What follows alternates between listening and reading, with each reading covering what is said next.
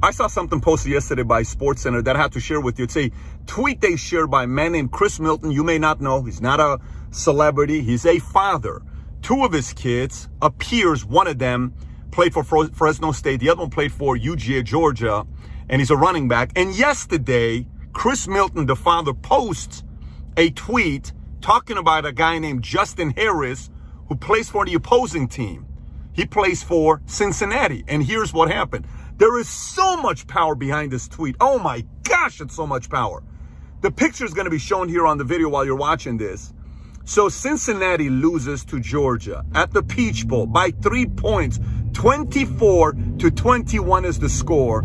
And Justin Harris is the only guy that doesn't leave the field. He stands on the sideline watching Georgia celebrate them beating Cincinnati, his team, by only 3 points.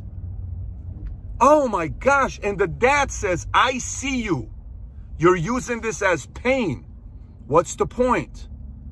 Look, 2020 was probably an annoying year for a lot of people. 2020, maybe you had a great business year, but maybe you had a bad personal year.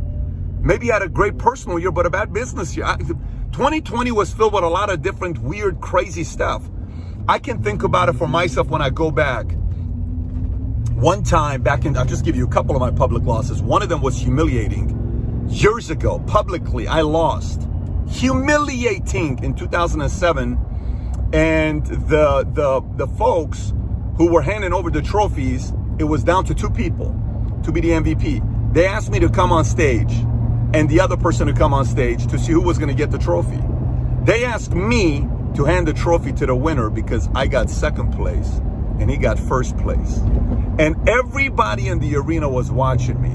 They said, let's see how David handles it. I whispered to the guy, congratulations, you deserve this. You outworked me the last 6 months. I said, but I want you to know something here. He says, what's that? Enjoy this moment because it'll never happen to you ever again. See that pain? I stood on the stage and I watched it and I relished it.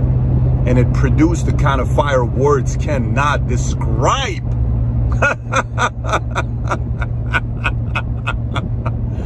What's crazy is so many of us waste that opportunity, man. So many of us waste that beautiful opportunity of having that fire to go out there and prove a point that you gotta fight, that the world needs to know about. I never understood when people are like, oh my gosh, you lost. Oh, shake it off, go to the bar, drink, get hammered, get over it. It's gonna be all right, etc., etc. No. Use that pain. Very rarely do you get a pain like that. When you do get it, don't get me wrong, I have empathy and sympathy because I know how emotionally painful it is in that moment because another grown man beats you.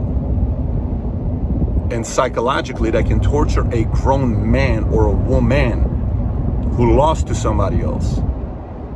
Not easy, but only if you're able to use that energy properly and direct it in the right place. Ooh, let me tell you, they better watch out for you if it's used properly. Unfortunately, a lot of people, when they lose, they blame the other person. The other person cheated. The other person did this. The other person did that. If I only did this, if I only had that, if I only had this, because we need alibis.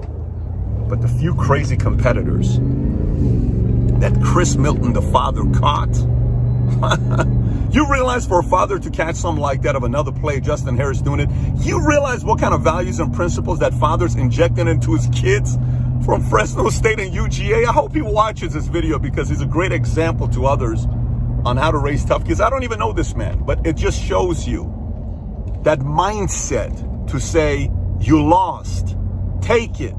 How does it feel? What do you want to do about it? Do you want to experience a pain like this again? Unfortunately, today's world says, you lost, take medication, drink, do this, do that, because it's very painful to go through a loss. Bullshit. Losses suck. They're horrible. We're all gonna have them. Some personal, some business, some family, some health, some relationship, some friendship, some public, some private. We're all gonna have them. No one leaves this planet not being humiliated or embarrassed. None of us do. But many leave this planet blaming someone else rather than taking responsibility and doing their best to use that pain to come out and say, hey, you may have knocked me out, but I'm going to tell you here, I'm going to come out here and do something about it. There was a man named Chuck Wepner. They did a video about him, movie about him, titled Chuck, I believe. It's the guy that went against Ali 15 rounds, and he knocked him out one time. He dropped him one time.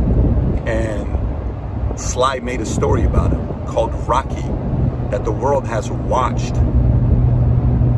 This guy didn't fight, didn't give up. He had a dog fight in him. That a guy like Sylvester Stallone was inspired by his story.